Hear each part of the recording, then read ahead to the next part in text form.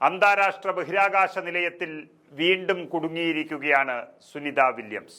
സുനിതയും Butch വിൽമോറും മടങ്ങേണ്ടിയിരുന്ന space X crew 10 വിക്ഷേപണം മുടങ്ങിയതോടെയാണ് സുനിതയുടെ ഭൂമിയിലേക്കുള്ള യാത്ര വീണ്ടും അനിശ്ചിതത്വത്തിൽ ആയത്. ഇന്ത്യൻ സമയം ഇന്ന് പുലർച്ചെ 5:18 വിക്ഷേപണം നടക്കേണ്ടിയിരുന്നത്. അവസാന നിമിഷം ലോഞ്ച് പാഡിൽ തകരാർ കണ്ടെത്തിനെ തുടർന്ന് വിക്ഷേപണം മാറ്റിവെക്കാൻ തീരുമാനിക്കുകയായിരുന്നു. അടുത്ത ശ്രമം എന്തെന്ന് നാസയും ഇലോൺ മസ്കിന്റെ ഉടമസ്ഥതയിലുള്ള സ്പേസ് എക്സും വ്യക്തമാക്കിയിട്ടുമില്ല.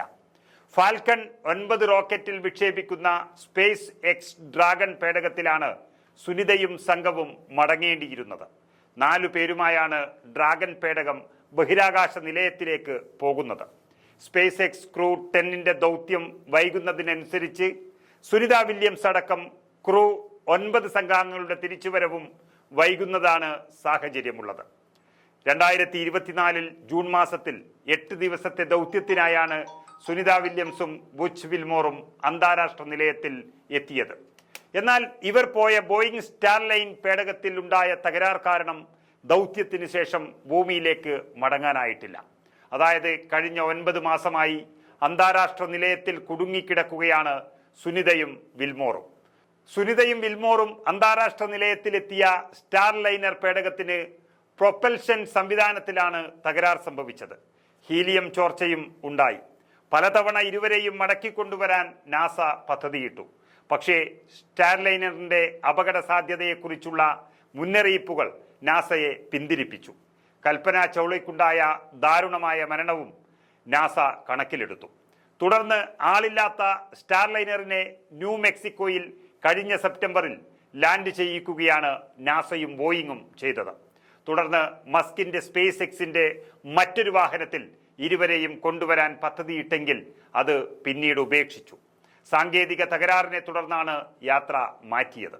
പിന്നീട് പഴയ വാഹനമായ ഡ്രാഗൺ പേടകം വീണ്ടും ഉപയോഗിക്കാൻ സ്പേസ് എക്സും നാസയും തീരുമാനിച്ചത്. ഈ അനിശ്ചിതത്വങ്ങൾക്കിടയിൽ അന്താരാഷ്ട്ര നിലയത്തിൽ കുടുങ്ങിയ സുനിത അതിനിടയ്ക്ക് ഒരു റെക്കോർഡും സ്വന്തമാക്കി. ബഹിരാകാശത്ത് ഏറ്റവും കൂടുതൽ സമയം നടത്തം പൂർത്തിയാക്കിയ വനിതയെന്ന റെക്കോർഡാണ് സുനിതയെ തേടിയെത്തിയത്.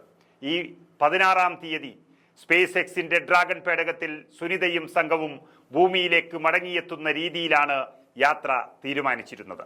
നാസയുടെ കെന്നഡി സ്പേസ് സെന്ററിൽ നിന്നാണ് ഡ്രാഗൺ പേടകത്തെയും വഹിച്ചുള്ള നാസയുടെ ഫാൽക്കൺ റോക്കറ്റ് കുതിച്ചുയരേണ്ടിയിരുന്നത്. വിക്ഷേപണത്തിന് 4 മണിക്കൂർ മുൻപാണ് ഹൈഡ്രോളിക് സംവിധാനത്തിൽ തകരാർ കണ്ടെത്തിയത്. തുടർന്നാണ് ദൗത്യം മാറ്റിവെച്ചത്. സുനിതയ്ക്കും വിൽമോറിനുമൊപ്പം അന്താരാഷ്ട്ര നിലയത്തിലുണ്ടായിരുന്ന മറ്റ് സഞ്ചാരികളായ നാസയുടെ നിക് ഹേഗും റോസ്കോസ്മോസിന്റെ അലക്സാണ്ടർ ഗോർബനോവും ഡ്രാഗൺ പേടകത്തിൽ മടങ്ങാനാണ് പദ്ധതി.